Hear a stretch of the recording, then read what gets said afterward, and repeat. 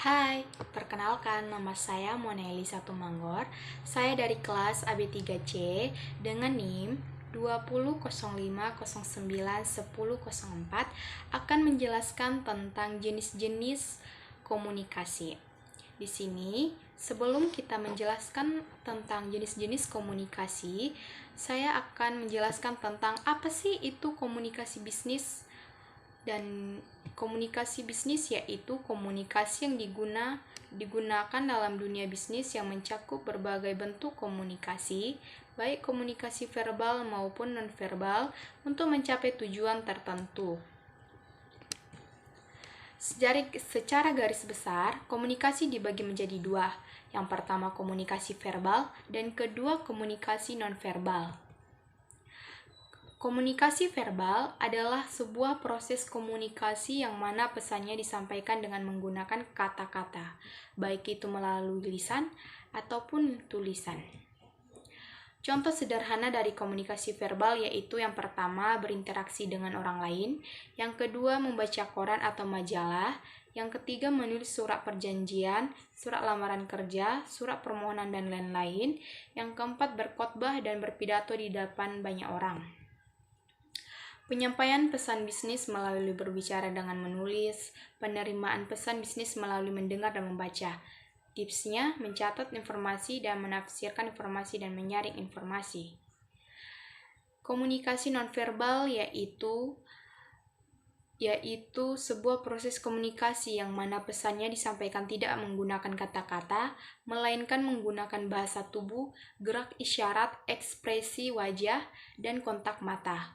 Begitu juga dengan intonasi, kualitas suara, dan gaya bicara, serta emosi. Yang selanjutnya kita akan menjelaskan tentang jenis-jenis komunikasi dan menurut cara penyampaiannya. Yang pertama, komunikasi lisan. Yang dimaksud dengan komunikasi lisan yaitu komunikasi yang terjadi secara langsung, yang artinya komunikasi bentuk ini dilakukan antara kedua belah pihak secara bertatap muka. Yang kedua, komunikasi tertulis. Komunikasi tertulis yaitu salah satu bentuk komunikasi yang berupa tulisan, biasanya berupa surat, naskah, belangko, gambar dan foto, dan spanduk. Yang selanjutnya, jenis-jenis komunikasi menurut kelangsungannya. Yang pertama, komunikasi langsung, yaitu proses komunikasi langsung maksudnya adalah bahwa komunikasi yang dilakukan tanpa bantuan, campur tangan, perantara pihak lain ataupun media komunikasi serta tidak dibatasi oleh jarak. Yang kedua, komunikasi tidak langsung. Komunikasi tidak langsung dilakukan melalui perantara, baik itu pihak ketiga atau bantuan alat-alat komunikasi lainnya. Yang selanjutnya, jenis-jenis komunikasi menurut perilakunya. Komunikasi dipelajari oleh manusia melalui proses kehidupannya, melalui belajar, bersosial, dan lain sebagainya yang tentu akan secara otomatis dipengaruhi oleh perilaku dan posisi seseorang di dalam masyarakat. Contohnya yaitu komunikasi formal, komunikasi informal, dan komunikasi non-formal. Pengertian komunikasi formal yaitu komunikasi formal biasanya terjadi dalam suatu organisasi. Komunikasi seperti ini biasanya sudah mempunyai aturan dan tata cara sendiri menurut rules dari organisasi atau perusahaannya. Yang kedua, komunikasi informal. Komunikasi informal terjadi dalam suatu organisasi yang tidak ditentukan dalam struktur organisasi dan tidak dapat pengakuan resmi yang juga tidak berpengaruh terhadap kepentingan organisasi yang bersangkutan. Misalnya adalah obrolan antar teman, desas-desus, dan lain sebagainya. Yang ketiga, komunikasi nonformal.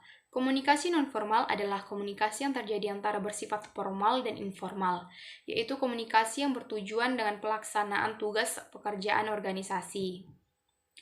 Yang selanjutnya yaitu jenis-jenis komunikasi menurut maksudnya. Menurut maksud dilakukannya komunikasi, ada beberapa komunikasi yang jika diperhatikan dilakukan dengan maksud tertentu dari penyampaian informasi atau inisiatif komunikator menjadi suatu penentu, seperti pidato, ceramah, wawancara, dan memberi tugas atau perintah. Yang selanjutnya itu jenis-jenis komunikasi menurut ruang lingkupnya. Ruang lingkup terjadinya komunikasi merupakan batasan jenis komunikasi yang sedang dilakukan. Contohnya yang pertama komunikasi internal, yang kedua komunikasi eksternal. Yang pertama, pengertian komunikasi internal. Komunikasi yang berlangsung dalam ruang lingkup atau lingkungan organisasi atau perusahaan yang terjadi di antara anggota organisasi atau perusahaan tersebut saja, atau komunikasi yang dilakukan orang dalam. Di dalamnya, komunikasi internal dibagi lagi menjadi 3 macam, yaitu komunikasi vertikal, komunikasi horizontal, dan komunikasi diagonal. Yang kedua, pengertian komunikasi eksternal. Komunikasi eksternal merupakan komunikasi yang berlangsung antara organisasi kepada pihak masyarakat yang ada di luar organisasi atau perusahaan tersebut. Contohnya, yang pertama, eksposisi, pameran, promosi, publikasi. Yang kedua, konferensi pers. Yang ketiga, siaran televisi, radio, dan sebagainya. Yang keempat, bakti sosial, pengabdian pada masyarakat. Yang selanjutnya, jenis-jenis komunikasi menurut aliran informasi. Yang pertama, komunikasi satu arah, yaitu merupakan komunikasi yang berlangsung dari satu pihak saja. Yang kedua, komunikasi dua arah, yaitu merupakan komunikasi yang bersifat timbal balik. Dalam hal ini, komunikasi diberi kesempatan untuk memberikan respon atau feedback kepada komunikatornya. Yang selanjutnya, jenis-jenis komunikasi menurut aliran informasi. Komunikasi ke atas yaitu merupakan komunikasi yang terjadi dari bawahan kepada atasan. Yang kedua, komunikasi ke bawah yaitu merupakan komunikasi yang terjadi dari atasan kepada bawahan.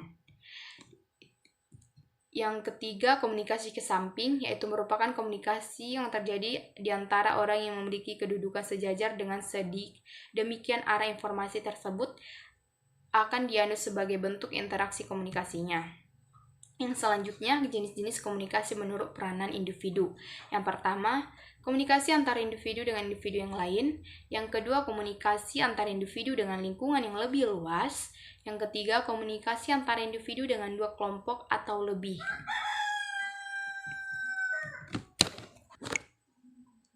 Demikian penjelasan saya tentang materi jenis-jenis komunikasi.